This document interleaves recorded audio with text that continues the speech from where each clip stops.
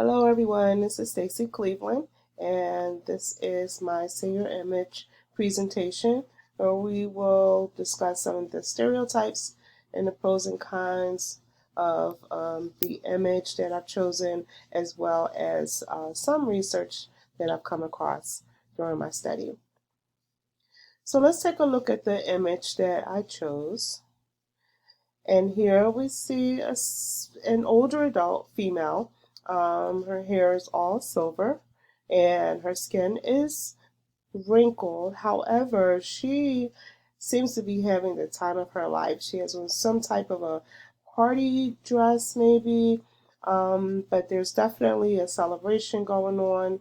There's a mixture of older adults and younger adults, and even, let's see, in the back here seems to be some type of a health professional on site, which leads me to conclude this could be some type of a senior living environment.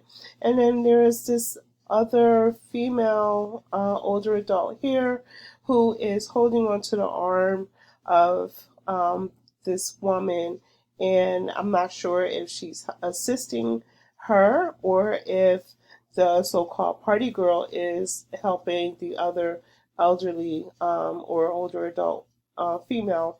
However, there is some type of celebration.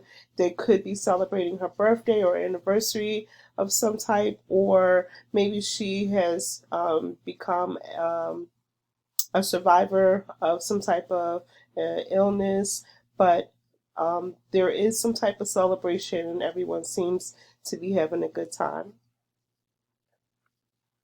So the pros and cons would be, let's see, the pros. Older adults can enjoy celebrations and having a good time.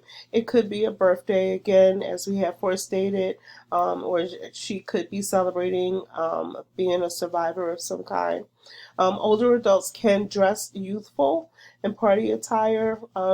Usually, seniors or older adults are seen in sweaters or pretty much fully covered in their attire. Where in this image, she is definitely in some type of a party or youthful attire. Um, if in fact this is a senior living environment, the older adults, they know how to have a good time. Many times we see maybe media coverage or in magazines of senior living, they're sitting down playing checkers or reading or knitting or having some type of a I guess a quiet type of setting. And in this photo, we see that older adults can have a good time. They do like celebrations and dancing and exercising and those things as well. So also, what appears to be a medical staff or some type of a health professional being on site um, and being available, I guess, if just in case there is a need for medical assistance, there is someone on site. And as we had already forestated, there is a mixture of younger and older adults in this photo. And just the cons that I saw is, of course, just the wrinkling skin or the sagging skin, which is an age. Uh, Within the aging process that happens, as well as she may have some physical limitations and may need assistance with standing, as in why the other older female would be holding her arm.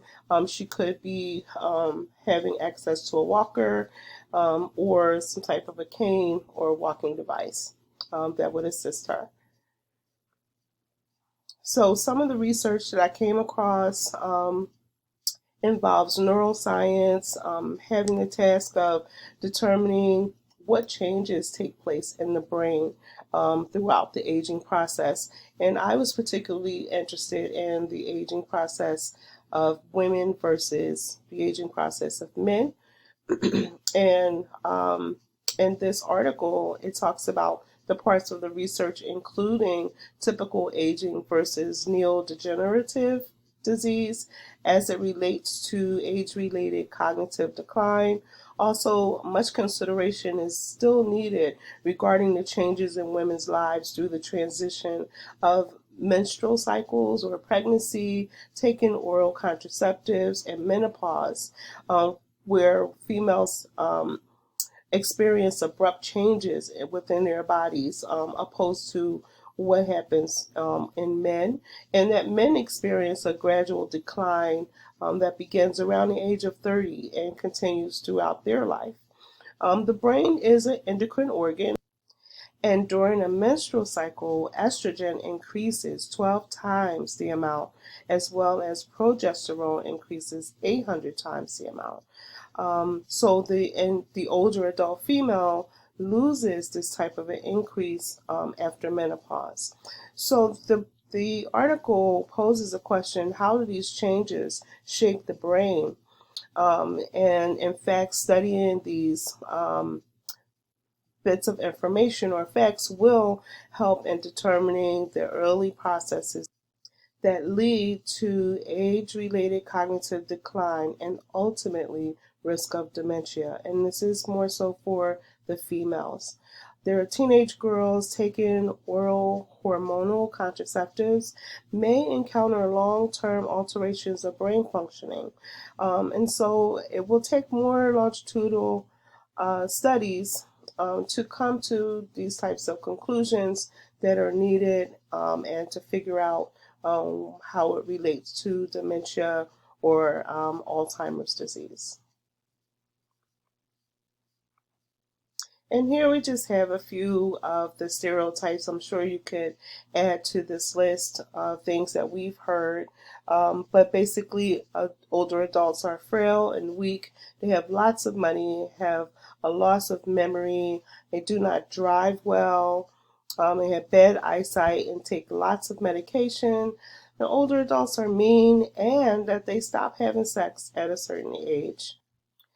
But yet, there are so many studies and there's so much information out there that refutes the stereotypes regarding the aging process. So, this will end my presentation. I'm sure we can go on and on about what studies have shown, and even just the older adults that we see in our lives every day that can refute these stereotypes. But thank you for listening, and I hope you've enjoyed this presentation.